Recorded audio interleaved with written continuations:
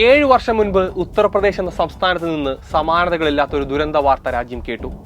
സംസ്ഥാനത്തെ ഏറ്റവും മികച്ചതെന്ന് പേരുകേട്ട BRD മെഡിക്കൽ കോളേജിൽ മതിയായ ഓക്സിജൻ സൗകര്യങ്ങളില്ലാതെ 1317 പിഞ്ചു കുഞ്ഞുങ്ങൾ ശ്വാസം മുട്ടി മരിച്ചെന്ന വാർത്ത കേട്ട് രാജ്യം വിറങ്ങലിച്ചു. ഒരിറ്റ് ജീവശ്വാസത്തിനായി പിടയുന്ന കുഞ്ഞുങ്ങൾക്കു വേണ്ടി, അവർക്ക് വേണ്ട സൗകര്യങ്ങൾക്കു വേണ്ടി കേണി യാചിച്ച് അധികാരികളുടെ കാല് പിടിച്ച കഫീൽ ഖാൻ എന്ന ഡോക്ടറെ തടവറയ്ക്കുള്ളിൽ അടച്ച വാർത്തയും പിന്നീട് പുറത്തു വന്നു.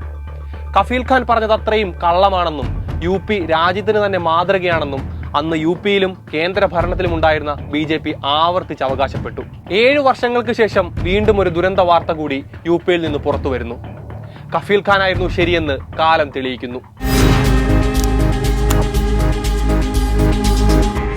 ജൂലൈ 2 ഉത്തർപ്രദേശിൽ സ്വയം പ്രഖ്യാപിത ആൾദൈവം ഭോലെ ബാബയുടെ പ്രാർത്ഥനാ സമ്മേളനമായ സത്സംഗിനിടെ ഉണ്ടായ അപകടമാണ് രാജ്യത്തെ വീണ്ടും നടുക്കിയത്.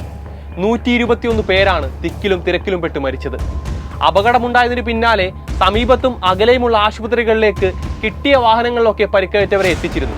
എന്നാൽ മതിയായ ഡോക്ടർമാരോ അവശ്യ മരുന്നുകളോ ഇല്ലാതെ പോയതാണ് മരണസംഖ്യ ഇത്രയും ഉയരാൻ കാരണമെന്ന് മരിച്ചവരുടെ ബന്ധുക്കൾ ആരോപിക്കുന്നു. 2017 പോലെ ആശുപത്രികളിൽ വേണ്ടത്ര ഓക്സിജൻ സൗകര്യങ്ങൾ ഇല്ലായിരുന്നുവെന്നാണ് ദൃക്സാക്ഷികൾ ദേശീയ മാധ്യമങ്ങളോട് പ്രതികരിച്ചത്. ചികിത്സാ സൗകര്യങ്ങളുടെ അപര്യാപ്തത മൂലം പലയിടത്തും ആശുപത്രി ജീവനക്കാരും പരിക്കേറ്റവരുടെ ബന്ധുക്കളും തമ്മിൽ സംഘർഷമുണ്ടായതായും റിപ്പോർട്ടുകളിൽ പറയുന്നു. സിക്കന്ദർ റാവു പോലീസ് രജിസ്റ്റർ ചെയ്ത കേസ് അനുസരിച്ച് 80,000 ആളുകൾ ഒത്തുചേരാനുള്ള അനുമതി മാത്രമാണ് സംഘാടകർക്ക് നൽകിയിരുന്നത്. എന്നാൽ വിവിധ ജില്ലകളിൽ നിന്നും സംസ്ഥാനങ്ങളിൽ നിന്നുമായി ഏകദേശം 2.5 ലക്ഷം പേരാണ് ഇവിടേക്ക് എത്തിച്ചേർന്നത്. മുഖ്യ പ്രഭാഷകനായിരുന്ന ഭോലെ ബാബ പോയ ശേഷം വാഹനം സഞ്ചരിച്ച വഴിയിലുള്ള മണ്ണ് ശേഖരിക്കാൻ ഭക്തർ ശ്രമിച്ചതോടെയാണ് ആളുകൾ മറിഞ്ഞു വീഴുകയും വലിയ അപകടമുണ്ടാവുകയും ചെയ്തത്. വിവിധ റിപ്പോർട്ടുകൾ പ്രകാരം മരണസംഖ്യ 122 ആണെങ്കിലും യഥാർത്ഥത്തിൽ 150-ലേറെ പേർക്ക് ജീവഹാനി സംഭവിച്ചതായാണ് അടുത്ത വൃത്തങ്ങൾ ദേശീയ മാധ്യമങ്ങളോട് പറഞ്ഞത്. അടിസ്ഥാന സൗകര്യങ്ങളുടെ അപര്യാപ്തത സംബന്ധിച്ച് കൂടുതൽ വാർത്തകൾ പുറത്തു വരാതിരിക്കാൻ മരണസംഖ്യ കുറച്ചു കാണിക്കുകയാണ് യോഗി സർക്കാർ ചെയ്യുന്നതെന്നും അവർ ആരോപിച്ചു.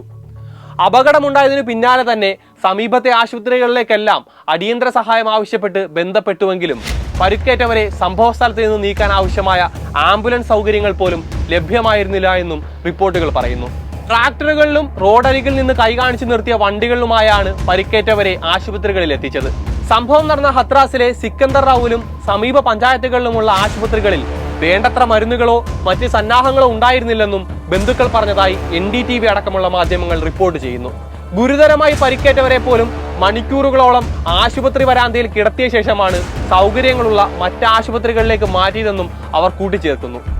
ജില്ലാ ഭരണകൂടത്തിന്റെ അനുമതിയോടെ നടന്ന പരിപാടിയാണ് വൻ അപകടത്തിന് കാരണമായതെന്നും ശ്രദ്ധേയമാണ്.